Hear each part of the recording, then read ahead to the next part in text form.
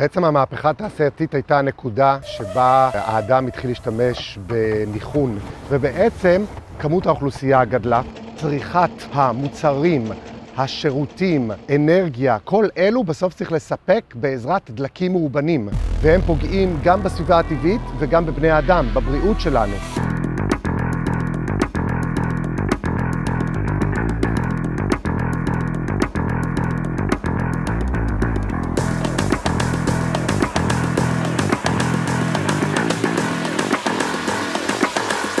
בפרקים הקודמים הבנו שהדלקים רעים לאקלים, לבריאות, לסביבה, לכלכלה ולביטחון. ולמרות כל אלה, האנושות, כולל אני ואתם, עדיין מכורה לדלקים, וישראל ממשיכה להשקיע בנפט וגז במקום באנרגיית שמש. אז למה כל כך קשה לנו להיגמל מדלקים מזהמים, למרות שכולנו מבינים מה הם עושים לכדור שלנו ולנו? אם אנחנו רוצים להתקדם מכאן לעתיד ירוק יותר, האם מספיק להחליף אנרגיית נפט וגז באנרגיה מתחדשת, או שאולי צריך לעשות שינוי מעמיק יותר? השאלה העיקרית פה היא באמת שינוי תפיסות ושינוי הרגלים, שיוביל אותנו לחלופות שהן ידידותיות יותר לסביבה, פחות שימוש בדלקים, אבל עדיין לספק את הצרכים שלנו. ובסופו של דבר, כדי לשנות את התפיסות הללו, אנחנו צריכים להבין את הבעיה, לחשוב על חלופות, אבל גם אין לנו ברירה אחרת חוץ מלהיות קצת יותר ענבים, פחות לצרוך, לחשוב כל הזמן על המשמעות של כל דבר. סקטור הבנייה אחראי על כ-30% מפליטות גזי החממה. כשאנחנו מדברים על מחקרים שנעשו בתחום, אנחנו יודעים להגיד שאם אנחנו נשארים בפעילות כמו שאנחנו רגילים היום מבחינת בנייה, מבחינת צריכה אנושית, עד 2050 אחוז פליטות גזי החממה בארץ הולכים לעלות בכ-70%. התקן לבנייה ירוקה הוא אחד הכלים שעוזרים לנו להפחית את ההשפעה של האדם על הסביבה, וההשפעה של המרחב הבנוי על הסביבה, ובעצם לעודד הרבה מאוד פעולות שיטיבו עם הסביבה שאנחנו חיים בה ובונים בה. לגור בבית שנבנה לפי תקן בנייה ירוקה אומר שהוא בית שהוא הרבה יותר מבודד. זה בית שהוא אמור לצרוך הרבה פחות אנרגיה, איך שהמבנה מושפע ומשפיע בעצם על האקלים והמיקרו-אקלים שבסביבת הבניין. מאוד משפיע באמת גם על החיים בתוך הבניין וגם על צריכת האנרגיה. היתרון באנרגיה מתחדשת הוא בעצם הביזוריות שלה. וכשאנחנו מדברים על מדינת ישראל ועל ההזדמנויות של שטח ובינוי שיש, אנחנו יכולים להתקין אנרגיה מתחדשת על כל גג ובכל מגרש ציבורי.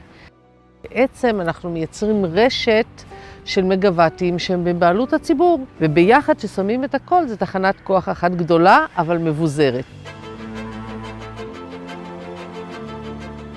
עכשיו פה באמת עומדים שני דברים זה מול זה. מצד אחד כולנו נוסעים ברכב, כולנו צורכים מוצרים שיוצרו, כולנו צורכים חשמל. מצד שני יש את החברות הגדולות שרוצות להרוויח ובגדול. אז מי אחראי ומי אשם? לדעתי גם וגם.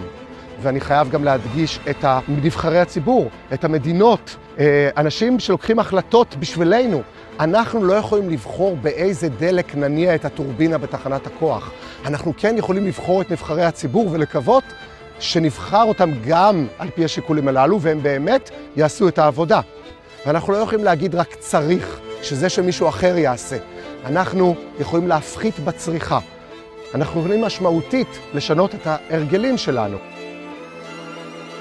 אנחנו צריכים לדרוש מהחברות להיות אחראיות ולעשות את הדברים בצורה הכי פחות מזהמת.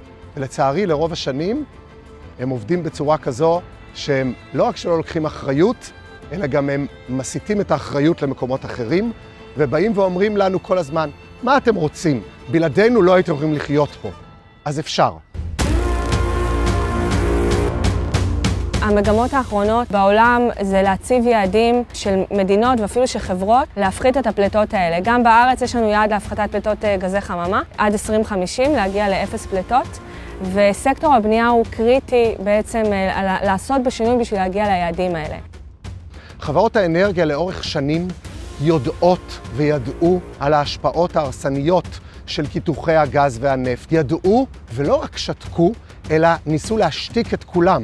וכל הזמן נפנפו לנו, אבל אתם רוצים שיהיה לכם חשמל, אתם רוצים שיהיה לכם בנזין לנסוע ברכב, אבל לא סיפרו לנו מה המשמעויות של זה, וגם לא התאמצו למצוא חלופות אחרות. כי יש חלופות, ויש התייעלות אנרגטית וחיסכון, והאינטרס שלהם הוא אינטרס הפוך, שנקנה יותר רכבים ונשתמש יותר בדלקים, שנצרוך יותר חשמל והם יפיקו יותר גז, פחם ודלק. ולכן יש להם אחריות הרבה יותר גדולה. ישראל לא במקום שהיא צריכה להיות. צריך להשקיע כאן המון, זה לא business as usual. צריך להשקיע המון, לשנות את הפרדיגמה. אז אנחנו יכולים להגיע למצב שאנחנו מובילים בעולם.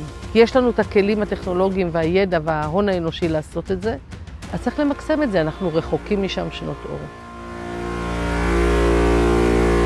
בפרק הבא, במחורים. במקום לקדם פרויקטים פורצי דרך במקום ממש לא טוב. זה אמצעי מצוין להתגבר על הפערים האלה. China has witnessed rapid renewable energy progress in the past decade. במדינה קטנה צריך לעשות שימוש מושכל. אנחנו חושבים שזה המפתח בעצם להגיע למסה של אנרגיה מתחדשת במדינת ישראל.